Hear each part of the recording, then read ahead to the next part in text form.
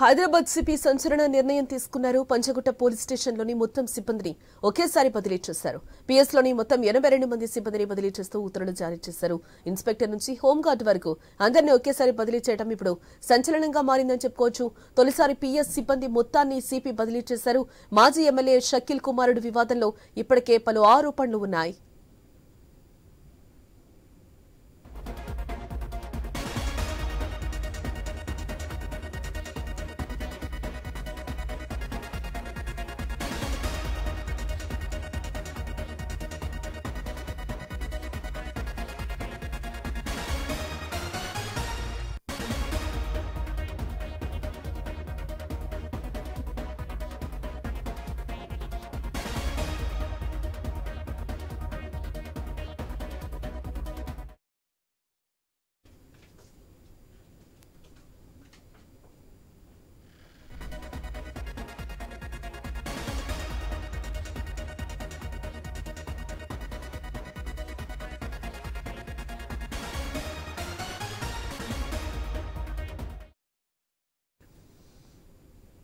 Hyderabad CP సంచలన నిర్ణయం తీసుకున్నారు. పంచగుట్ట పోలీస్ స్టేషన్లోని మొత్తం సిబ్బందిని ఒకేసారి బదిలీ చేశారు. పిఎస్లోని మొత్తం 82 మంది సిబ్బందిని బదిలీ చేస్తూ ఉత్తర్వులు జారీ చేయడం జరిగింది. అయితే ఇన్స్పెక్టర్ నుంచి హోంగార్డ్ వరకు అందరినీ ఒకేసారి బదిలీ చేయడం ఇప్పుడు సంచలనంగా మారిందని చెప్పుకోవచ్చు. తొలిసారి పిఎస్ సిబ్బంది మొత్తాన్ని సిపి బదిలీ చేశారు.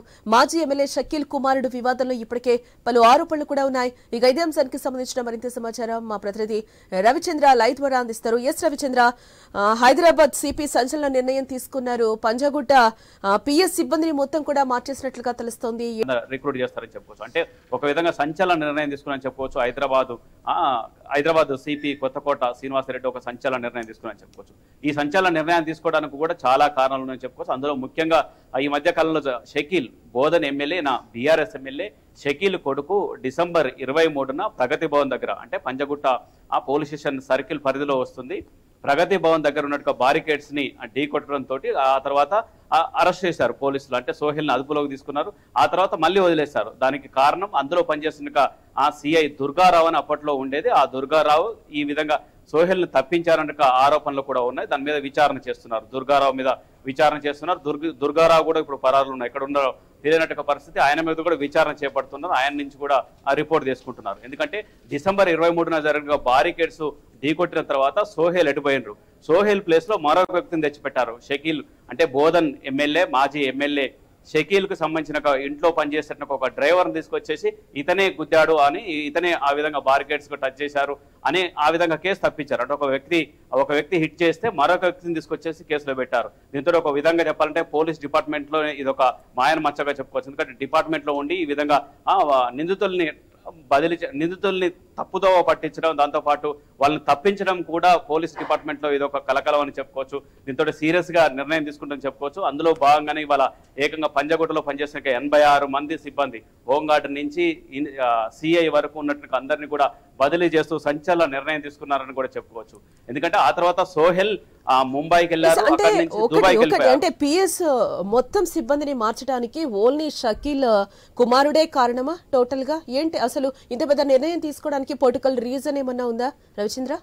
పక్కాగా పొలిటికల్ రీజన్ కూడా ఉందని చెప్పుకోవచ్చు. ఎందుకంటే షకీల్ బీఆర్ఎస్ ఎమ్మెల్యే, మాజీ ఎమ్మెల్యే. అయితే ఈ విధంగా గతంలో ఉన్నట్టు మరికొంతమంది పోలీసులు కూడా దీంట్లో ఇన్వాల్వ్ అయ్యారు. ముఖ్యంగా బోధనకి సంబంధించిన ప్రేమ్ కుమార్ అని అక్కడ కూడా సిఐ ఉండే, ఆయన కూడా దీంట్లో ఇన్వాల్వ్ అయ్యారు, ఈ కేసులో ఇన్వాల్వ్ అయ్యారు.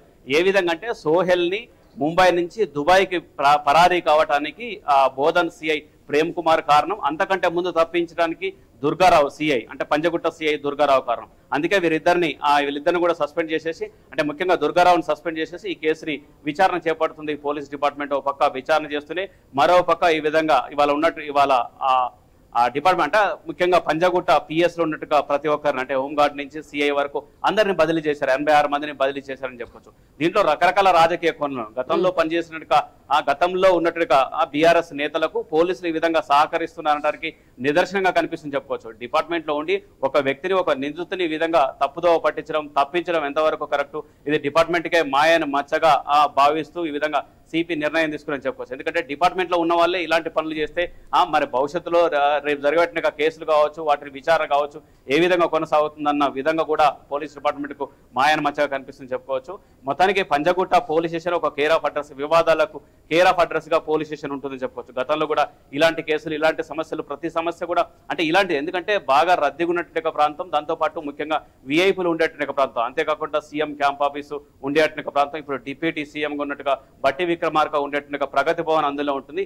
దీంతో చాలా సెక్యూరిటీ, ఎప్పటికీ విఐపీలు తిరిగే, దాంతో పాటు రద్దీగా ఉండి అన్ని రకరకాల కేసులు వచ్చేట్టుగా ఇలాంటి పోలీస్ స్టేషన్లో చాలా అలర్ట్ గా ఉండాల్సింది పోయి ఈ విధంగా నిందితుల్ని తప్పించడం, దీంతో కొంతమంది నాయకులు కావచ్చు, కొంతమంది వాళ్లకు ఒత్తాసు పలకటం, కొంతమందికి సహకరించడం, రాజకీయ నాయకులకు సహకరించడం, ఇది కరెక్ట్ కాదు, పోలీస్ డిపార్ట్మెంట్ కు మచ్చ తెస్తుందన్న ఉద్దేశంతో హైదరాబాద్ సిపి కొత్తకోట శ్రీనివాసరెడ్డి ఏకంగా 86 మందిని బదిలీ చేయడం అంటే ఇది ఒక పెద్ద సమస్య, పెద్ద ఒక సంచలనం అని చెప్పుకోవచ్చు. ఎందుకంటే డిపార్ట్మెంట్లు ఇంతవరకు డిపార్ట్మెంట్ చరిత్ర, పోలీస్ డిపార్ట్మెంట్ చరిత్రల్ని ఈ విధంగా ఎప్పుడు మార్చినట్టు సంఘటనలు గతంలో, ఎందుకంటే పోలీస్ స్టేషన్ మొత్తానికి స్టేషన్ ప్రతి ఒక్కరిని మొత్తం బదిలీ చేసేసి మళ్ళీ వేరు స్టేషన్లో పనిచేసేట్టుగా వాళ్ళని మళ్ళీ రిక్రూట్ చేయడం అంటే సంచలనం అని చెప్పుకోవచ్చు. ఏదేమైనప్పటికీ షకీల్ కేసు అనేక మలుపులు తిరుగుతుందని చెప్పుకోవచ్చు. డిసెంబర్ 23న జరిగినట్టుగా ఆ రోజు బారికేడ్లను కుదిరినట్టుగా హిట్ కేసులో ఇప్పటికీ సంచలనాలని చెప్పుకోవచ్చు. సోహెల్ ముంబైకి వెళ్ళడం, ముంబై నుంచి దుబాయ్కి వెళ్ళడం, సోహెల్ మీద కూడా దాంతో లుకౌట్ నోటీసులు కూడా జారీ చేశారు. అతన్ని తీసుకొచ్చేట్టుగా ప్రయత్నం కూడా చేస్తున్నారు, దుబాయ్ నుంచి తీసుకొచ్చేట్టుగా ప్రయత్నం చేస్తున్నారు.